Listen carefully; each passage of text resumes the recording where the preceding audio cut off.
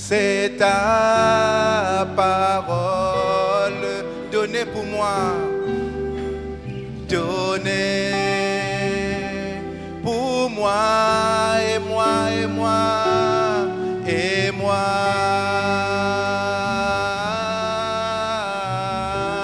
Je t'en besoin de toi, et moi, et moi, et moi.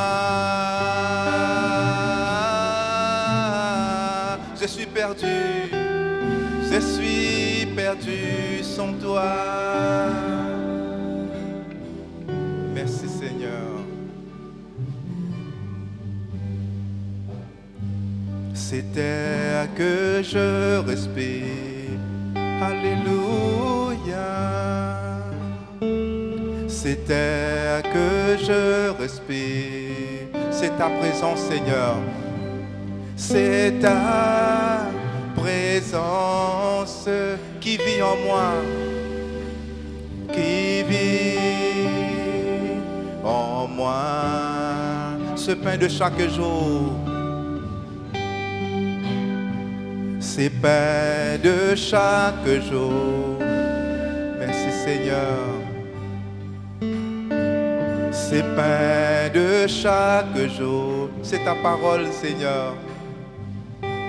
C'est ta parole donnée pour moi, donnée pour moi, et moi, et moi, et moi.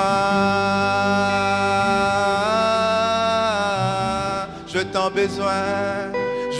t'en besoin de toi. Ah, et moi, et moi. Et moi, je suis perdu sans toi. Et moi, et moi, et moi. Déclare-lui ce soir, dis Seigneur, mon âme a besoin de toi. Alléluia, ta parole. Je t'en besoin de toi. Et moi, et moi, et moi,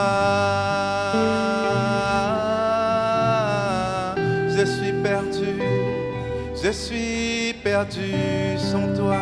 Oh Seigneur, ton Dieu, l'homme ne vit pas de pain seulement, mais toute parole qui saute de la bouche de Dieu. Alléluia. Ce soir, nous avons besoin de ta parole, Seigneur. Nous avons besoin de la révélation de ta parole, Seigneur. Ce soir, Paul, à travers ton serviteur, Seigneur. Oh, c'est ton serviteur à l'écoute, Seigneur. Ce soir, Seigneur, qui nous est libre pour recevoir ta parole, Seigneur. Quand ta parole nous libère, ta parole, Seigneur, nous donne la vie, Seigneur. Oh, merci, Papa. Dans le nom de Jésus, ton Fils, Seigneur. Sois béni, Seigneur. Sois glorifié, Papa. Au nom de Jésus. Alléluia.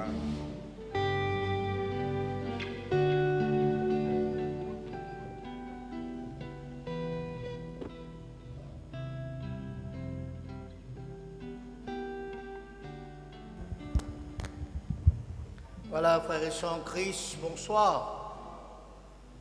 Nous comptons pour que nous capables de trouver encore, frères et sœurs, dans ce moment de prière. Voilà, c'est toujours pas du temps perdu. Au contraire, c'est le temps qui nous rachète. Nous rachète le temps, la Bible dit racheter le temps, car les jours sont mauvais. Nous lisons ce verset, frères et sœurs, qui chaque semaine nous lire. Voilà, Galates chapitre 5, verset 22. Galates 5, 22. Voilà, ce soir, nous pouvons lire tout ensemble. D'accord? En même temps, nous lire, en même temps, nous apprendre par cœur. Parce que quand nous arrivons à la fin de cette série d'études, nous sommes besoin capables d'apprendre par cœur. Il n'est pas long, il n'est pas difficile, mais nous pouvons être ça. Galates 5, 22. Comme on dit à 3, là, nous tout nous lire. D'accord? 1, 2, 3. Mais, fruit de l'esprit, c'est l'amour, la joie, la paix, la patience, la bonté, la bénignité, la fidélité, la douceur, la tempérance. Amen. Vous avez pas dans la Bible, vous êtes lire? Ça y est? Allez. 1, 2, 3. Mais le fruit de l'esprit, c'est l'amour, la joie, la paix, la patience, la bonté, la bénignité, la fidélité, la douceur, la tempérance. Bien bon, sans l'eau sang. Parce que seulement récite par cœur, seulement besoin d'aller dans les cœurs. Amen. C'est important cela. Nous prenons les temps, tigit par tigit, pour capable, voilà, lire ces choses. Et c'est pour cela que nous avons besoin qu'on lit, non seulement qu'on lit, mais énaler en nous, et puis manifester-les tout autour de nous. Voilà, nous faisons regard jusqu'à ce jour en ce qui concerne le fruit de l'esprit, une caractéristique ou une qualité spirituelle qui le chrétien besoin n'a. Je viens de dire que les qualités spirituelles, premier groupe, c'est l'amour, la joie et la paix. Autres, les résultats directs de nos relations avec Dieu, avec Jésus certainement. Et puis le Saint-Esprit, il met ça dans nos cœurs. Et ça, c'était cette vie d'en haut. Ce sont une caractéristique de Dieu, de Jésus, du Saint-Esprit. Aussi longtemps qu'il nous laisse le Saint-Esprit travailler en nous, il peut manifester en nous l'amour, la joie et la paix. Et quand nous laissons le Saint-Esprit demeurer en nous, l'amour peut demeurer, la paix peut demeurer, la joie que provient du Saint-Esprit, il peut demeurer en nous aussi. Et deuxième catégorie des qualités de fruits de l'esprit que la Bible présente nous, c'est la patience, la bonté, la bénignité. La patience, nous finissons de regarder. Ces qualités spirituelles, les développées au travers de nos relations avec nos semblables, avec les uns les autres. C'est-à-dire nous la vie extérieure. Et nous apprenons aussi que cette vie d'en haut, qui est capable de permettre nous pour vivre notre vie extérieure. Et la vie intérieure permet nous, frères et sœurs, pour vivre cette vie extérieure avec les uns les autres. C'est-à-dire que quand nous sommes dans l'amour, la paix et la joie, ça peut être nous pour exercer la patience, pour manifester la bonté et aussi bien la bénignité envers les autres. Première catégorie, nos relations avec Dieu. Deuxième catégorie, envers les uns les autres. Ce soir, toujours par la grâce de Dieu, avec l'aide du Saint-Esprit, avec beaucoup de références à la parole de Dieu, nous pourrons regarder en ce qui concerne le fruit de l'Esprit, la bonté et la bénignité. Voilà, qui fait tous les deux qualités en un seul temps, en un seul coup, parce qu'ils sont là, les autres reliés, les autres l'un à l'autre, étroitement. Et à cause de ce fait, parfois, il est difficile pour nous de distinguer l'un et l'autre. Mais nous pouvons expliquer les autres, les autres pour comprendre, les autres pas pour faire, pas pour difficile pour distinguer. Par exemple, frères et sœurs, nous disons une personne qui est bon, il y a aussi une personne gentille. Et une personne gentille, ah ben, de par nature, il est bon. Une personne qui est bon est une personne gentille, et une personne gentille et par nature, voilà une personne qui est bon. Ces deux qualités découlent de l'amour. Et quelqu'un un jour vient dire, la patience, c'est l'amour qui souffre. Quand on a l'amour en nous, peut-être vis-à-vis de nos enfants, nous attendons, nous passions, nous souffrir, nous attendons. La patience, c'est l'amour qui souffre. La bonté, c'est l'amour compatissant. Compatissant. Il y a de la compatissance. Et la bénignité ou bien la bienveillance, c'est l'amour en action. Toutes ces qualités ils découlent de l'amour. Toutes ces qualités ils découlent du Saint-Esprit. Alors, qu'était la bonté, qu'était la bienveillance ou la bénignité? La bonté signifiait une qualité de la pureté, comme une disposition gracieuse dans le caractère et dans les attitudes.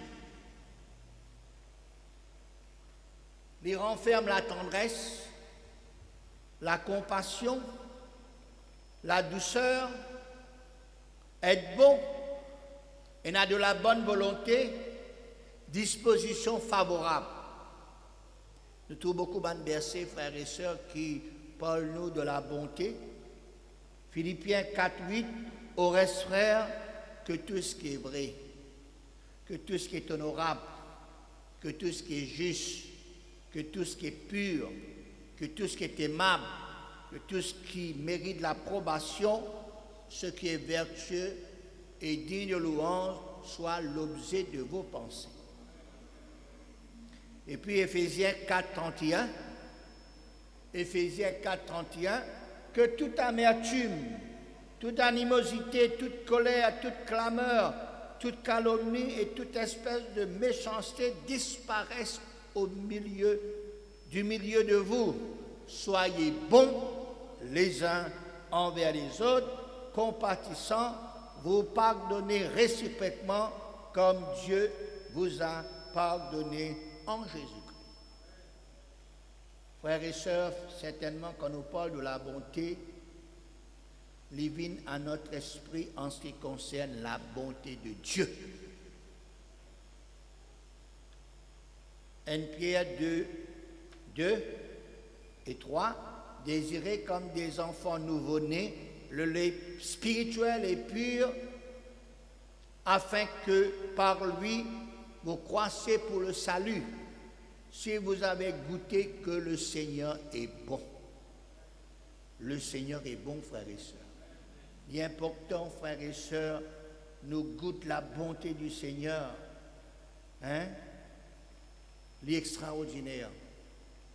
Monsieur, la majorité d'entre nous, nous faisons goûter la bonté du Seigneur. Chacun différemment.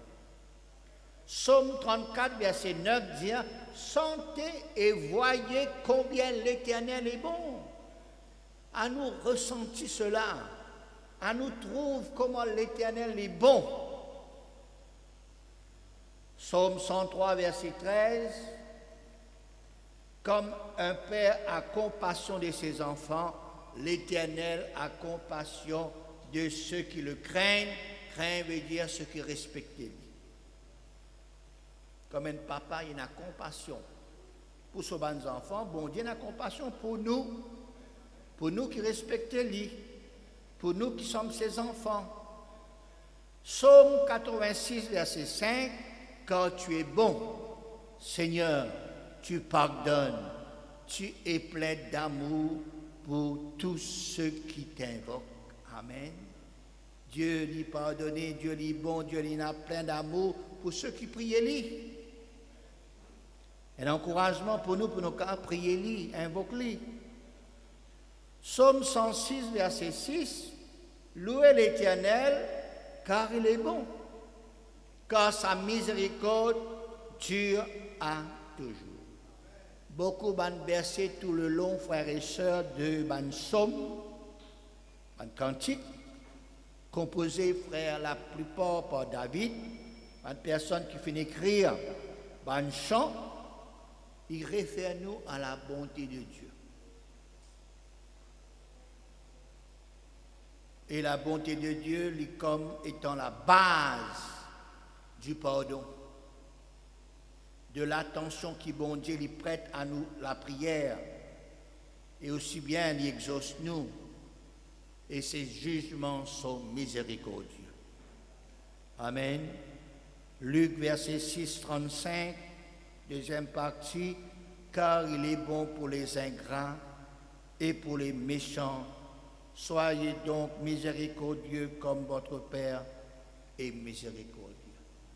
Dieu, frères et sœurs, il pas seulement pour les justes, mais pour les méchants aussi. Il fait tomber la pluie sur les bons, sur les méchants.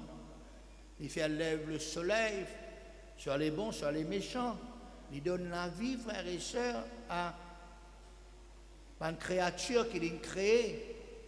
Et Dieu est miséricordieux. Romains 2,4 méprise-tu les richesses de sa bonté, de sa patience, de sa longanimité, ne reconnaissant pas que la bonté de Dieu te pousse à la repentance. La bonté de Dieu lui pousse à la repentance, frères et sœurs. Il est merveilleux, à cause de Dieu est bon, il pousse nous pour repentir. Romains 11, 22.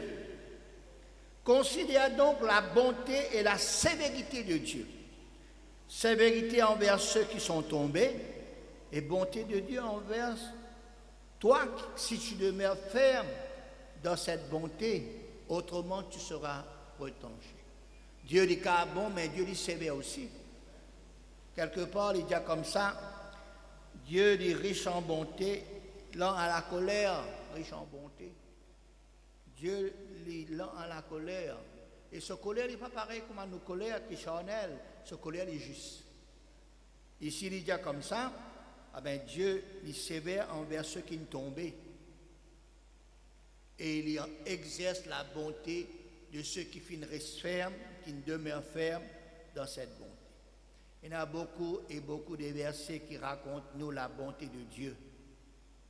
Alors certaines personnes, malheureusement, je tenais une fausse idée de Dieu. Quand je dis que Dieu c'est un juge en colère, Dieu est prêt pour condamner, il est prêt pour punir les pécheurs. Dieu lui envoie des personnes mauvaises dans les ténèbres. Pourtant la Bible révèle nous, Dieu c'est comme un papa céleste compatissant et plein d'amour, prêt à bénir ce bon enfant. Quand nous regardons à travers de la parole de Dieu, frères et sœurs, nous trouvons Dieu est non seulement un bon sentiment envers ses enfants, mais envers tous. Car Dieu a tant aimé le monde, tous, les bons comme les méchants. Psaume 145, verset 9. L'Éternel est bon envers tous, et ses compassions s'étendent sur toutes ses œuvres. Toutes tes œuvres te loueront, ô Éternel, et tes fidèles te loueront. Amen. Il est important qu'il nous loue le Seigneur. Il est important, frères et sœurs, nous reconnaître que le Seigneur est bon envers tous. Il exerce sa compassion sur ses œuvres. Et même ses œuvres, louer le Seigneur, il y a une chant qui nous chantait, que sur la terre et dans les cieux, soleil, louer le Seigneur, les hommes, louer le Seigneur, mais après, il faut raison nous sommes les êtres vivants, nous besoin de louer le Seigneur. Ce n'est pas les mots qui louent le Seigneur, mais ce sont les vivants. Nous encore des vivants. Psaume 45, verset 8. L'Éternel est miséricordieux et compatissant, lent à la colère et plein de bonté. Là, nous finissons. Ça aussi, nous disons là, Matthieu 5, 45. Il fait lever son soleil sur les méchants, sur les bons. Il fait pleuvoir sur les justes et sur les justes, sur les injustes, la pluie. Ainsi, au travers de la bonté de Dieu, frères et sœurs, nous capables, nous aussi, exercer la bonté envers tous par l'aide du Saint-Esprit. pas envers seulement ceux qui sont bons, mais envers ceux qui ne sont pas bons aussi. Parce que bon Dieu est content, ça va nous dire, nous aussi, nous sommes contents. L'autre qualité spirituelle qui, voilà, nous pouvons regarder, c'est la bénignité. La bénignité, c'est la bienveillance. Et c'est la pratique ou l'expression de la bonté. La bonté amène nous pour capables d'être bienveillants et n'a de la bénignité. C'est l'accomplissement de ce qui est bon.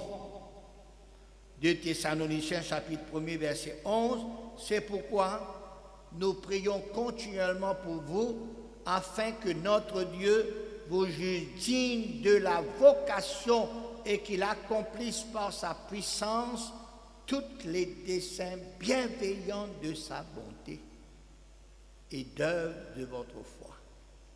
Les bienveillances de la bonté de Dieu. C'est ça qu'appelle la bénignité. La bienveillance ou la bénignité, c'est servir auprès des uns et des autres. C'est un esprit de générosité. Action pour servir. Nous secourir, frères et sœurs, ceux qui ont problème, puis besoin d'aide. Nous donner, frères et sœurs. Ça, c'est la conséquence naturelle de la bonté. Cette qualité intérieure fait de tendresse, de compassion et la douceur. Nous besoin de recherche pour être les uns les autres, frères et sœurs, dans notre besoin. Nous besoin capables de voir aussi, observe, admire Jésus qui exerce la bénignité ou bien la bienveillance. Psaume 40, versets 7 à 9, tu ne désires ni sacrifice ni offrande, tu m'as ouvert les oreilles, tu ne demandes ni holocauste ni victime expiatoire, alors je dis, voici je viens avec le rouleau du livre écrit pour moi, je veux faire ta volonté, mon Dieu. Et parle-nous de ce Jésus, voilà, qui fait nous faire la volonté de Dieu, voilà, vient accomplir la mission, l'œuvre que le Seigneur t'a voudrait envoyer quelqu'un sur la terre et Jésus vient dire, me voici Seigneur. Matthieu 20, 28, c'est ainsi que le Fils de l'homme est venu non pour être servi, mais pour servir et donner sa vie comme la rançon de plusieurs. Nous sommes capables de trouver les autres personnages aussi, frères et sœurs, de la Bible qui exerce sa bonne qualité dont nous pouvons parler, hein? C'est-à-dire la bonté et aussi bien la bénignité ou la bienveillance.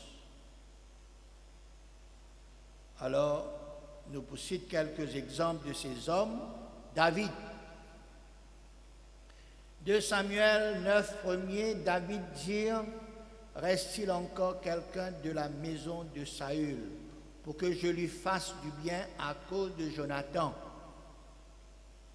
Il y avait un serviteur de la maison de Saül nommé Siba, T-S-I-B-A, que l'on fit venir auprès de David. Le roi dit, es-tu Siba? Il répondit, ton serviteur, le roi, dit, n'y a-t-il plus personne de la maison de Saül pour que je use envers lui de la bonté de Dieu. David tient cette bonté de Dieu envers même son ennemi. Jésus aussi pareil, il ne peut pas dire comme ça, aimez vos ennemis, faites du bien à ceux qui vous font du mal, priez pour ceux qui vous persécutent, bénissez ceux qui vous maudissent, avec le Seigneur, quand nous possédons le fruit de l'Esprit, hein, nous sommes capables de faire. Nous avons la bonté de Dieu en nous et nous exerçons la bienveillance ou bien la bénignité, même envers nos l'ennemi. L'extraordinaire, les pas de la vie ou bien de la nature humaine, mais les vignes de la nature de Dieu, les vignes de la nature divine. Paul aussi tient un livre, frères et sœurs, 1 Thessaloniciens 2,6, nous n'avons point cherché la gloire qui vient des hommes, ni de vous, ni des autres. Nous aurions pu nous produire avec autorité comme apôtres de Christ, mais nous avons été pleins de douceur au milieu de vous, de même qu'une nourrice prend un tendre soin de ses enfants. Nous aurions voulu, dans notre vie d'affection, dans notre vive d'affection pour vous, non seulement vous donner l'évangile de Dieu, mais encore nos propres vies, tant vous nous étiez devenus chers. Ce sont les paroles et les attitudes de Paul pour les chrétiens de Thessalonique. Nous connaissons l'apôtre Paul avant les Saul de Tarse, un homme fanatique dans la religion juive, plein d'autorité, sans pitié, méchant à l'égard de chrétiens qui peuvent suivre le Seigneur Jésus avant sa conversion. Et puis, il fait rendre ce témoignage lui-même de la douceur, de la bonté, de la bénignité envers ces chrétiens. Comment nous finissons dire, frères et sœurs, les chrétiens de Thessalonique. Étienne aussi, frères et sœurs, et dans cette bonté et cette bienveillance avec des apôtres 7,59 et lapidaire Étienne. Mais Étienne, tu priais, dis Seigneur, Jésus, reçois mon esprit, pardon, mais s'étant mis en genoux, il s'écria d'une voix forte, Seigneur, ne leur impute pas ce péché. Et après ces paroles, il s'endormit, veut dire, les fins morts. L'Indien, bon Dieu, ce qui tu peux lapider, Seigneur, pas impute ce péché. Jésus aussi finit dire, dans Luc 23, 34, Jésus vient dire, Père, pardonne-leur car ils ne savent pas ce qu'ils font. Est-ce que ça va dire qui tu mets Jésus dans la croix, puis donner une couronne d'épines, de la main clouée, les pieds cloués,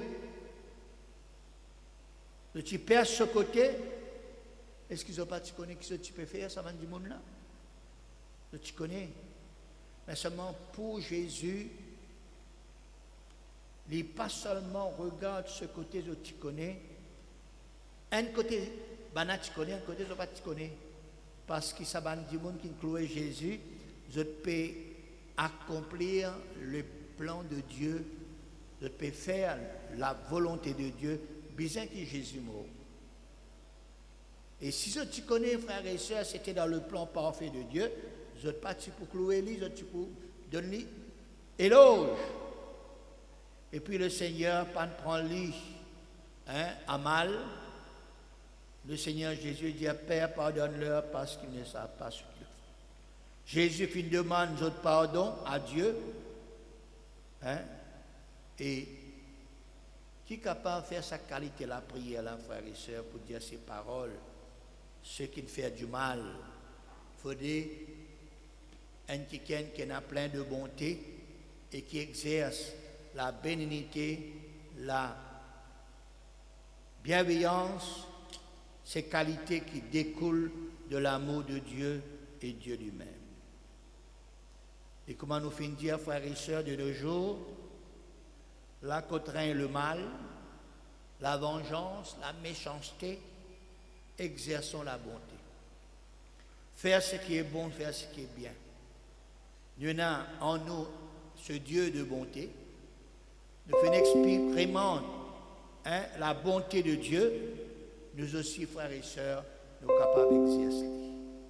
Au milieu de ce monde, que règne l'égoïsme, chacun pour soi, pendant le temps pour couper les uns les autres, pendant le temps pour qu'il pleuve de Dieu, qui nous a la bénignité, la bienveillance, nous devons être prêts, nous devons être toujours disposés, afin que nous puissions servir les uns les autres. Amen. Cette bonne qualité-là, c'est rare de nos jours, mais seulement nous qui pouvons faire l'étude en ce qui concerne le fruit de l'esprit, nous qui peut laisser nous diriger par le Saint-Esprit, nous capables de faire lui-même dans ce jour difficile là. La Bible dit à nous dans Galates chapitre 6 verset 9, ne nous lassons pas de faire le bien, car nous maçonnerons au temps convenable si nous ne relâchons pas. Ainsi donc, pendant que nous avons l'occasion pour faire, il pratique le bien envers tous. Et surtout, la Bible dit envers les frères en la foi. Un dernier verset, 1 Pierre 4, 8. Avant tout, ayez les uns pour les autres une ardente charité, car la charité couvre une multitude de péchés. Exercez l'hospitalité les uns envers les autres, sans murmure, comme des bons dispensateurs de diverses grâces de Dieu, que chacun de vous mette au service des autres le don qu'il a reçu. Alors, à nous suivre les traces de Jésus, à nous suivre les traces de ces hommes, de ces femmes, qui tirent plein de bonté et plein de bénignité, de bienveillance. Amen. Dieu bénisse ces paroles, Dieu vous bénisse. Prions pour que le Seigneur ait toujours avec nous, prenant le fruit de l'esprit, voilà ces qualités spirituelles de la bonté et de la bénignité. Amen. À nous bénir le Seigneur un moment, à nous rendre grâce au Seigneur. Merci pour ta parole, Seigneur. Merci encore.